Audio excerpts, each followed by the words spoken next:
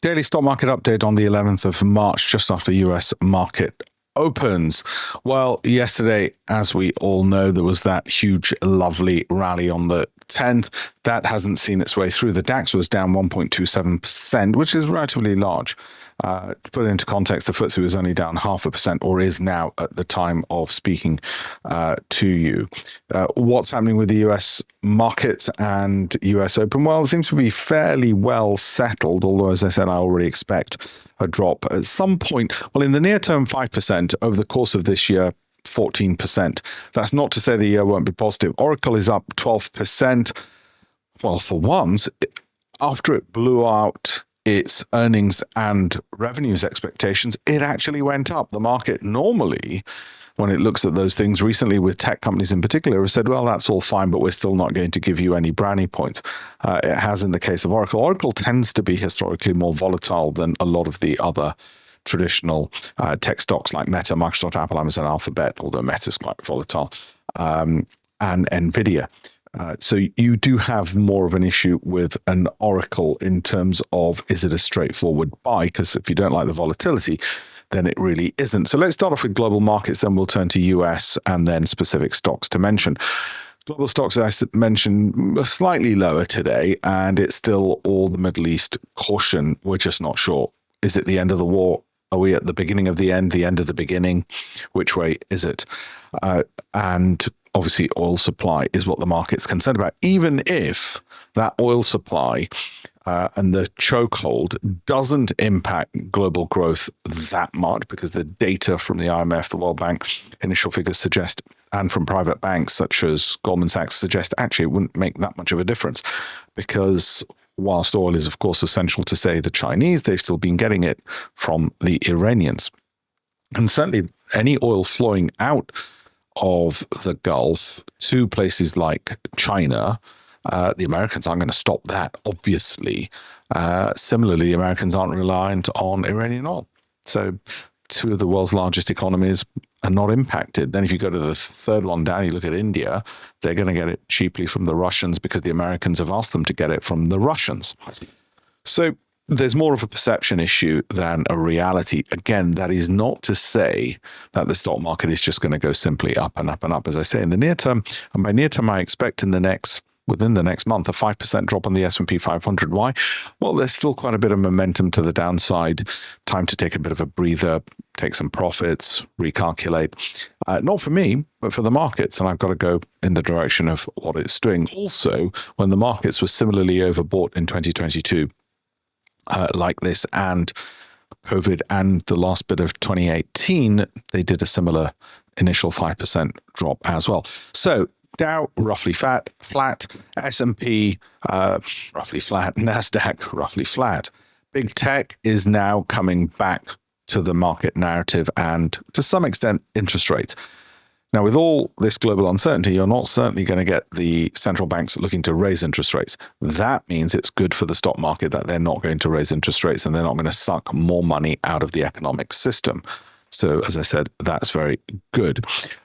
Oracle, as I said, for once, gets a positive boost from the stock market because it got strong earnings and because of AI infrastructure demand. Now, the story of AI infrastructure purchasing had turned almost negative. Anybody doing it was seen as a company which might not have the same growth prospects as somebody not doing it, which is irrational. I guess the markets were more concerned about potential debt and were looking for an excuse to take profits. Now they seem to have turned their tune a bit and said, oh, AI infrastructure demand, you're a beneficiary. Great. Nvidia, still some resistance on that one. Like I said, it's overbought. Don't be surprised with an Nvidia easily dropping 30% and yet resuming upwards. The buy the dip number for a quality company in the case of Nvidia is 30%. In the case of Microsoft, is about 25%, roughly where it is now. This is based on historical statistical analysis. ASML also benefiting from demand for data centers. As I said, Microsoft as well. FTSE down, it's oil rich, it's commodities rich. Maybe there's more concern that instead of there being a increase in the price of those, maybe the price will settle down. That's why the FTSE's down? It's difficult to tell because the market is composed of thousands of people with different time frames, short, medium, and long. So it's too easy to attribute a view of the market upon an index like that. It is down, is all we know at the moment. Defense stocks in Europe fell because of weaker outlooks. Obviously, expectations had got ahead of themselves that we're going to be spending so much on defense. Yet now it looks like the thought is, well, maybe we've already factored that in and we're only going to meet those spending and we're not going to overshoot it. Also sticking with the UK, stocks to mention, Persimmon previously rallied on strong housing outlook, still remains. Shell and BP remain volatile due to swings in oil prices, and Balfour Beatty gained after issuing strong profit guidance. I don't own any of those. Asia, the Nikkei was up. As I said from TikTok headquarters when I did my daily stock market update yesterday, we would expect a rally after recent sharp falls, statistically, if for no other reason. Commodities and the macro, oil, of course, ridiculously volatile. It did touch $120 a barrel before falling sharply, of course, and then getting back below 100. That volatility will mean that, if anything, a lot of traders will stay away from trying to trade it simply because they're catching knives.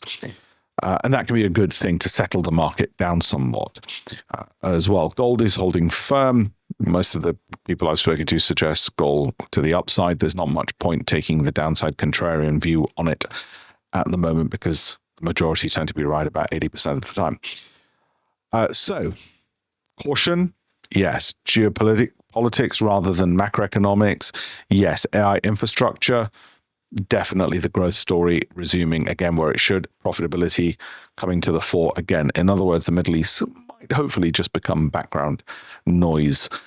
Certainly is for my sister who's living out in Dubai. Very much background noise and loud background noise at that. If we look at what's crossing the news wires, the main stories coming out return really to energy, AI, interest rates.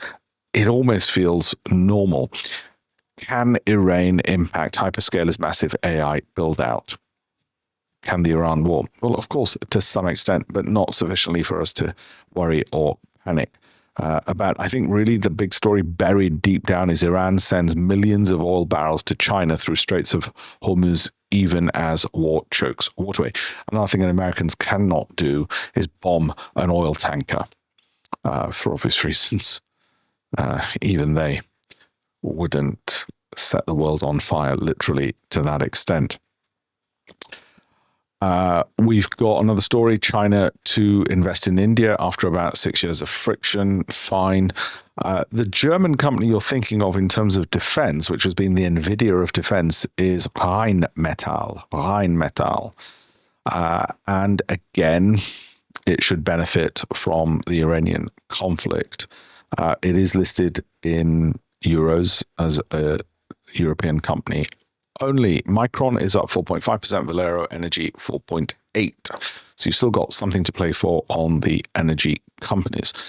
Some of the traditionally strong companies are taking a little bit of a hit in the near term, Fair Isaac being one, Ares Management being another, but these are still fundamentally strong companies, and I'm not saying you'd buy the dip on such a small fall as a 4% drop or a 7% drop. It's more a case of don't panic on any of those. Okay, thank you. I hope you found that useful. Please do like, follow, share, comment. Any interaction you have with the video makes the algorithm go crazy like my guinea pigs, and it spreads the video to trillions of people around the world. And let's face it, it's better they watch this than the news, I suspect. Thank you all very much.